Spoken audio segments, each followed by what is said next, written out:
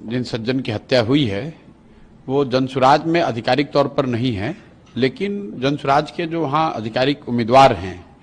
पीयूष जी, उनके साथ उनके समर्थन में वो लगे रहे हैं। और ये दिखाता है कि कहीं न कहीं बिहार में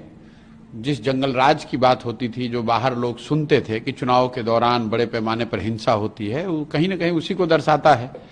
चुनावी मतभेद होना, आरोप प्रत्यारोप लोकतंत्र का हिस्सा है, लेकिन किसी की हत्या हो जाना, वो आदमी सही है गलत है, उसने क्या किया नहीं किया, वो बहस का मुद्दा हो सकता है, लेकिन लोकतंत्र में हिंसा की जगह नहीं हो सकती। और किसी की हत्या हो जाना ये तो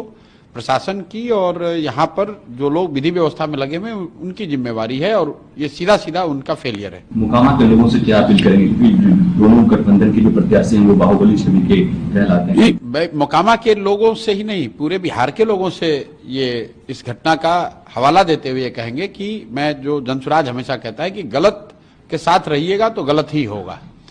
बाहुबली किसी जाति का हो, किसी समाज का हो, आपके गांव का हो, आपके विचारधारा का हो, जो गलत है वो गलत है। और मोकामा में ये दिख रहा है कि अगर दो बाहुबली लड़ रहे हैं, उसमें जनसुराज का एक पढ़ा लिखा यंग लड़का चुनाव लड़ रहा है, तो कितनी घबराहट है। मैंने एक पहले भी बयान में कहा था कि जो बाहुबली हैं वो बाहुबलियों से लड़ने में नहीं डरते हैं, वो अच्छे लोगों से लड़ने में डरते हैं। तो जनसुराज ने ये विकल्प जनता को दिया है, सिर्फ मोकामा में नहीं दिया है, बिहार के बहुतेरे ऐसे क्षेत्र में जहां यहाँ से बालू माफिया, शराब माफिया, बड़े नेताओं के बच्चे भ्रष्टाचारी लड़ रहे हैं, उनके सामने स्वच्छ लोगों का एक विकल्प दिया गया है। अब बिहार की जनता पर है कि वो स्वच्छ लोगों को चुनती है या फिर वही पुराने भ्रष्टाचारियों को बाहुबली